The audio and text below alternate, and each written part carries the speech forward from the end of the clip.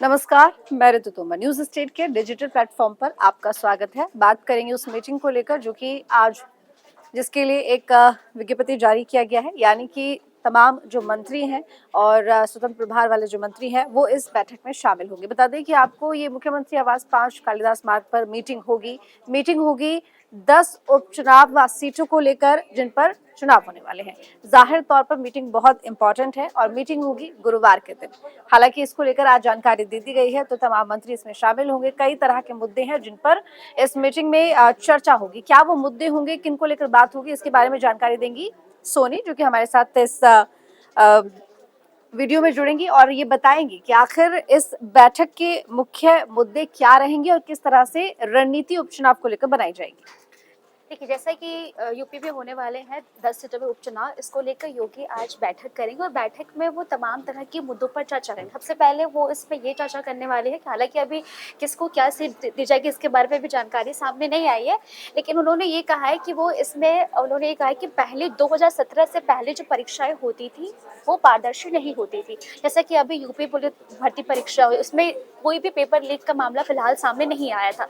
तो वो ये चाह रहे हैं कि अब जो परीक्षाएं हो उन पे और ज़्यादा फोकस हो सके और नई रणनीतियां बना सके। उन्होंने स्वास्थ्य को लेकर भी नई नई चीज़ें लागू की हैं कि किस तरीके से इसमें हम सुधार कर सके। साथ ही उन्होंने महिलाओं और बालिकाओं और शिक्षाओं को लेकर भी उन्होंने इस पे मुद्दे उठाए हैं।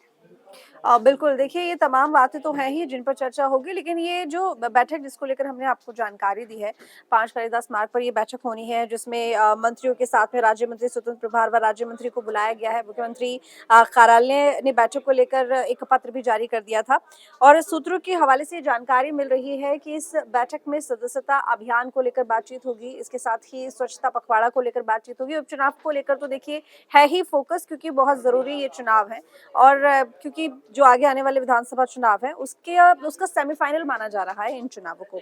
बीजेपी बहुत सीरियस है क्योंकि लोकसभा चुनावों में जो हुआ वो हम सभी ने देखा है, तो इसमें कई मुद्दे रहेंगे बातचीत के, चुनावी तैयारियों के। ये भी जानकारी मिल रही है कि इस बैठक में जितने भी मंत्री हैं जिनको प्रभार सौंपा गया है, जो प्रभारी हैं उपचुनाव के, उनसे फीडबैक भी लिया जाएगा, उनसे जानकारी भी ली जाएगी कि वो अपने क्षेत्र में जिसकी जिम्मेदारी उनको दी गई है उसमें वो क्या काम कर रहे हैं। इसके साथ ही जो सरकार की योजनाएं हैं, पॉलिसीज हैं, वो जनता तक किस तरीके से पहुंच रही हैं और कितना काम कर लिया गया है, कितना बाकी है, किस तरह की तैयारियां चल रही हैं, रणनीति में किसी तरह की क्या बदलाव की जरूरत है या फिर नहीं है, इस बैठक में वो तमाम बातें होंगी। जैसे कि हमें सोनी ने अभी थोड़ी देर पहले बताया कि परीक्षा को लेकर भी बातचीत हो सकती है, क्योंकि अभी हाल ही में यहाँ पर हमने देखा है कि पुलिस भर्ती परीक्षा हुई है और कितनी ज्यादा सख्ती उन परीक्षाओं में थी। 5 दिन वो एग्जाम हुए हैं क्योंकि एक बड़ा दबाव यूपी गवर्नमेंट के ऊपर था। इससे पहले कई तरह के जो क्वेश्चन पेपर्स थे कई एग्जाम्स में लीक हो चुके हैं। ऐसे में अब उपचुनाव नजदीक है तो जो बच्चों की मेहनत होती है, छात्रों की मेहनत होती है, वो बेकार जाती है। तो एक बड़ा प्रेशर था, लेकिन सबसे बड़ी बात ये रही कि ये जो परीक्षाएं हैं ये सफलतापूर्वक हो गई और किसी तरह के पेपर लीक को लेकर कोई जानकारी नहीं आई है।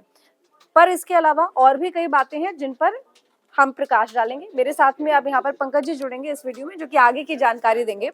पंकज जी, क्योंकि बैठक होनी है गुरुवार के दिन, आज के बुधवार की अगर मैं बात करूँ तो क्योंकि पत्र जारी कर दिया गया है, तमाम जो राज्य मंत्री हैं, स्वतंत्र प्रभार मंत्री हैं, सभी इस बैठक में शामिल होने वाले हैं। बैठक का मुख्य जो फोकस रहेगा वो उपचुनावों पर ही रहेगा। 10 सीटें बहुत महत्वपूर्ण है अभी तक। 10 या अब तो मैं एक ब्रेकिंग आपको दे दूं न्यूज़। हाँ। जो हो सकता है यूपी में 10 नहीं 17 सीटों पर विधानसभा का चुनाव हो। बताइए। दरअसल है क्या, जो अभी हुआ था राज्यसभा का जो चुनाव हुआ था फरवरी में तो उसमें 10 सीट पे उत्तर प्रदेश में चुनाव था, जिसमें कि समाजवादी पार्टी ने 3 अपने प्रत्याशी उतारे थे और बीजेपी ने 8, तो टोटल 11 प्रत्याशी मैदान में थे और सीट था 10। तो इसमें बीजेपी के 7 जो विधायक थे उन्होंने बागी तेवर अपना के, जो कहा जाता है, उन्होंने बीजेपी प्रत्याशी पक्ष में मतदान कर दिया। उन 7 में से 2 जो विधायक हैं उन्होंने कल जो है 2 विधायक राकेश प्रताप सिंह और अभय सिंह, वो सुनील बंसल से कल बीजेपी मुख्यालय में मुलाकात उनकी हुई है और उनके साथ संजय सेठ भी थे। तो ये बताया, ये कयास लाया जा रहे हैं कि ये लोग बीजेपी में शामिल हो सकते हैं। अगर बीजेपी में ये शामिल होते हैं तो इनकी सदस्यता जाएगी और इनकी जब सदस्यता जाएगी तो उसके बाद से फिर से वहाँ चुनाव हो जाएगा। तो ये ऐसा ना हो जो 10 + 7 17 सीटों पे चुनाव हो, बड़ा आंकड़ा हो जाएगा उपचुनावों के लिए अगर देखिए अगर 30 सीटें आती हैं। लेकिन क्योंकि इन 10 सीटों को लेकर जो तमाम बड़े चेहरे हैं, जो मुख्य नेतृत्व हैं, उनको यहाँ पर जिम्मेदारी दी गई है।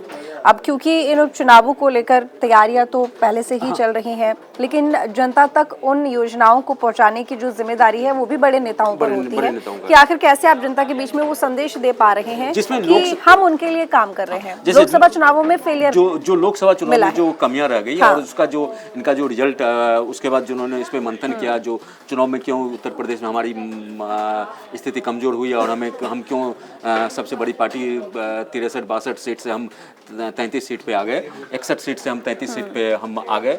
तो उस पे ये है, उस पर जब मंथन हुआ तो उसमें आया जो हम ओवर कॉन्फिडेंस हो गए थे, हम जनता तक अपनी बातों को नहीं पहुंचा पाए, वोटरों को घर से नहीं, मतदाताओं को निकाल पाए। तो जो खामियां थी उस खामियों पे सरकार लगातार कार्यकर्ताओं की नाराजगी, उनका कहना था अधिकारी हमारी बात नहीं, अधिकारी बात नहीं सुनते। नेतागण जो ऊंचे तबके के जो बड़े नेता हैं वो भी कार्यकर्ताओं से, उनके बीच में भी एक गैप देखा गया था कि कहीं ना कहीं वो गैप आ गया था। जो नेता कई बार से जीतते आ रहे हैं, जो मंत्री हैं, उनके अंदर घमंड आ गया था, वो जनता के बीच में नहीं पहुंच रहे थे।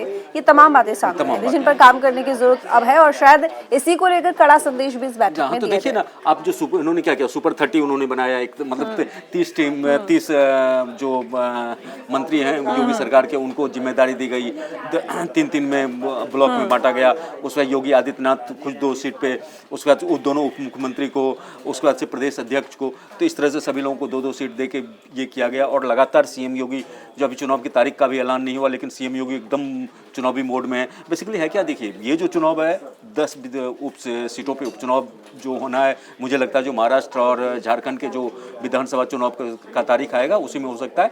इस पे पहले ये कयास लगाए जा रहे थे जो हरियाणा के साथ और आपको जम्मू कश्मीर के साथ हो सकता है, लेकिन ऐसा नहीं हुआ। तो ये अब तो अक्टूबर-नवंबर में इसका ये हो सकता है। तो ये देखिए परसेप्शन की लड़ाई है, ये लिटमस टेस्ट है बीजेपी के लिए। तो बेसिकली जो बीजेपी को इस चुनाव में, लोकसभा चुनाव में जिस तरह का ये मिला, तो उससे एक नेशनल नेतृत्व पे ये गया, जो नेशनल लेवल पे ये पॉलिटिक्स में ये गया।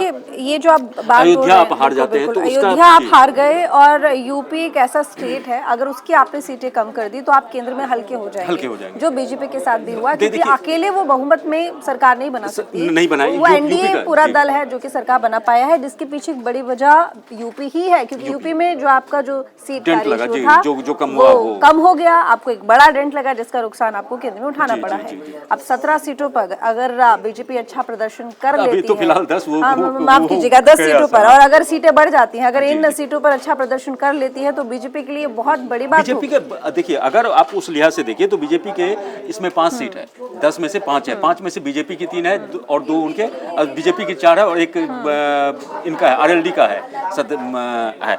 तो 4 मतलब 5 में से आप 6-7 भी गेन कर लेते हो या 5 भी आप रिटेन कर लेते हो, तो एक काफी अच्छी स्थिति मानी जाएगी इन कंपेरिजन टू लोकसभा चुनाव। अगर लोकसभा इससे अगर 6 से 7 अगर आप हो जाते तो आपका बेहतर चुनाव होगा, लेकिन ये 6 से 7 के लिए आपको जाना के लिए काफ़ी मेहनत करना पड़ेगा, एक कार्यकर्ता को निकालना पड़ेगा, क्योंकि इंडिया गठबंधन भी काफ़ी एग्रेसिव है। अखिलेश यादव भी लगातार इस पे कर रहे हैं। अखिलेश यादव समीक्षा बैठक है तो जाहिर तौर पर समीक्षा की जाएगी। अब तक आपने जितनी भी तैयारियों के तहत योजनाओं को धरातल पर उतारा है, जनता के बीच में आप किस तरीके से प्रचार प्रसार के लिए पहुंच रहे हैं, इसको लेकर तो बात होगी। आगे क्या रणनीति बनाई जाएगी चुनावों को लेकर, उसको लेकर भी बात होगी। लेकिन यहाँ पर जिस तरीके से अभी आपने जिक्र किया अखिलेश यादव को लेकर, अखिलेश यादव फिलहाल कहते हैं बाल की खाल निकालना, अभी फिलहाल वो यही कर रहे हैं। कुछ भी सरकार की तरफ से कड़ा एक्शन लिया जा रहा है या किसी भी काम को लेकर जनता के बीच में संदेश देने की कोशिश की जा रही है, तो उसमें फिलहाल अखिलेश यादव ये ढूंढ रहे हैं कि कैसे बीजेपी को टारगेट किया जा सके। लेकिन देखिए विपक्ष का काम ही होता है सरकार का टारगेट करना, लेकिन इतना एक्टिव होना समाजवादी पार्टी के लिए फायदेमंद हो सकता है। समाजवादी पार्टी के लिए देखिए है क्या, जो जिस तरह के अप्रत्याशित रिजल्ट लोकसभा चुनाव के रहे, तो उसके बाद इनको लग रहा है जो हम 2027 में जो विधानसभा चुनाव है उसमें हम अच्छा परफॉर्म कर सकते हैं, एक बार हमारी फिर सरकार वहां बन सकती है। लेकिन समाजवादी पार्टी के देखिए मुश्किलें अभी जो महिलाओं के साथ जो अपराध और ये सब के जो कुछ मामले आए हैं तो उनमें लगातार उनके नेता और कार्यकर्ता उनके उस पर आ रहे हैं, उन पे वो आरोप लग रहे हैं और इसके कारण जो योगी सीएम योगी हैं या पूरा बीजेपी उत्तर प्रदेश की बीजेपी है और ये फिर केंद्रीय देखिए नेतृत्व भी- समाजवादी पार्टी इस मौके को इस तरह से नहीं ले रही कि कोई बीजेपी पार्टी भले ही उनके ऊपर कई सवाल खड़े कर दे, लेकिन समाजवादी पार्टी इसको लेकर बैकफुट पर खुद को नहीं ले रही है कि हमारी पार्टी का नेता जरूर है, लेकिन वो स्टैंड भी ले रही है और उसके अलावा उस मौके का फायदा उठाने की कोशिश कि भले ही उनके पाले में गेंद नहीं है लेकिन वो ये जानते हैं कि उस डेंट पर कैसे काम करना है। निश्चित रूप से वो एग्रेसिव है। आरक्षण का मुद्दा, संविधान, जाति जनगणना, इन सबको मुद्दे लेके और योगी सरकार के अंदर जो कहीं पे कोई क्राइम का या कुछ हो जाता तो उन मुद्दों को अभी सक्रियता से उठा रहे। बेसिकली उन्हें भी देखिए वो उपचुनाव के लिए वो भी सक्रिय, अब उनका भी मिशन 2027 जो है वो ऑन हो चुका है। ये विधानसभा चुनाव को अगर देखें, यूपी की राजनीति में देखें तो ये सेमीफाइनल है। अगर इस सेमीफाइनल में आप कैसे, अगर इस सेमीफाइनल में बेहतर ये करते तो एक जनता के बीच और इस सबके बीच एक परसेप्शन होगा जो नहीं समाजवादी पार्टी अच्छा कर रही है। लेकिन देखिए ये वही नेता है जिनके लिए कहा जाता था कि सोशल मीडिया पर रहते हैं, जनता के बीच में नहीं जाते, जमीन पर नहीं उतरते, लेकिन आज वो है। शायद इसकी एक बड़ी वजह यह है कि 2017 के बाद जब 2022 में चुनाव हारे अखिलेश यादव तो एक बड़ी हार उनके लिए थी। काफी दिनों तक उन्हें देखा नहीं गया, सबको उम्मीद लगी कि शायद अब ये हार चुके हैं या इनका मनोबल कमजोर हो गया है, लेकिन लोकसभा चुनावों के बाद वाकई में समाजवादी पार्टी फुल फॉर्म में नजर आ रही है। देखिए इंडिया गठबंधन भी आप देखिए जो आप जब इंडिया गठबंधन में जो एलओपी अपने राहुल गांधी भी देखिए काफी फुल फॉर्म में, तो उन लोगों को सबको दिख रहा है जो नहीं अब जो है सो हम ऊपर उठ सकते हैं। अब हमें जितना मतलब लोअर लेवल पे हमें वो होना था हम हो गए, अब हम बीजेपी का ढलान है और हम ग्रो करेंगे। तो और इनके मोरल एक बूस्टअप की तरह, एक विटामिन की तरह इनके ये लोकसभा चुनाव का जो रिजल्ट था, परिणाम था, उनको ये किया है। और आप ये देखिए उत्तर प्रदेश में समाजवादी पार्टी जो पहली बार इतनी बड़ी सबसे बड़ी पार्टी और इतनी सीट के साथ समाजवादी पार्टी है, उन्होंने भी मतलब जो मुलायम सिंह यादव के टाइम में भी नहीं जितनी सीट आई थी लोकसभा चुनाव में उतना अगर इस चुनाव में आया। तो इस तरह से काफ़ी ये यूपी का चुनाव बहुत ही घमासान होने वाला है जो 10 सीटों पे। अच्छा देखिए दोनों पार्टी के अलग अलग मुद्दे हैं। बीजेपी उठा रही है रोजगार और परीक्षा, पारदर्शिता, परीक्षा, नियुक्तियां, और इसी मुद्दे पे जो समाजवादी पार्टी है वो इस चुनाव को फिर से जाति की तरफ मोड़ने की कोशिश कर रही है। देखिए ये दो चीजें सामने हैं। अब दोनों में से किसका पलड़ा भारी होता है, खैर ये तो वक्त बताएगा, ये तो जनता वक्त क्या बताएगा। समझ रही है। लेकिन ये देखिए जो ये मुद्दा है, इस मुद्दे से बेरोजगारी, नौकरी, महंगाई, ये जो मुद्दे थे ये लोकसभा चुनाव में इंडिया गठबंधन के मुद्दे थे और उन्होंने जो पेपर लीक किए, अब उस पेपर लीक में जो और भर्तियां तो योगी सरकार ने अभी 6 महीने के अंदर 6 महीने के अंदर उन्होंने जो अभी भर्ती ये 63,000 62,000 पुलिस भर्ती परीक्षा को करवाया। तो बिना किसी एक आध मामूली घटनाएं जो आ गई तो वो अलग है, लेकिन आप पेपर लीक की कोई घटना नहीं होगी और नीट एंड क्लीन ये पेपर हुआ। और उन्होंने उसके बाद योगी सरकार ने एक पेपर लीक के खिलाफ एक कानून भी योगी उत्तर प्रदेश सरकार बोलाई, आजीवन कारावास, 1 करोड़ का जुर्माना आपको देना होगा, सख्तियां बरत रही है।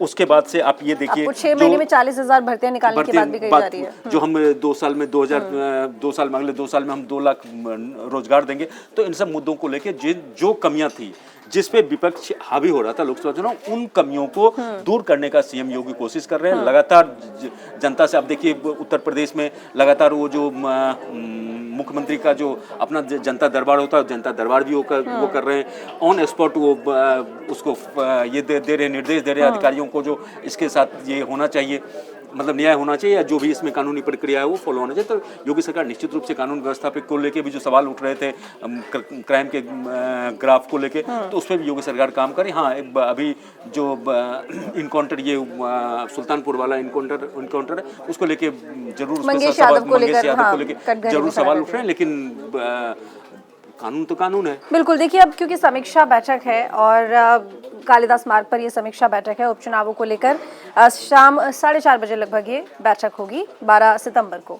अब देखना होगा कि समीक्षा बैठक में क्या कुछ बातें निकलकर सामने आती हैं। मुद्दे तो कई हैं, लेकिन बीजेपी ये अच्छी तरह से जानती है कि कहीं भी अगर तैयारियों में किसी तरह की कमी रखी तो बड़ा नुकसान बीजेपी को उठाना पड़ सकता है। जानकारी आपको कैसे लगी कमेंट करके जरूर बताइएगा, लाइक कीजिएगा, शेयर कीजिएगा। धन्यवाद।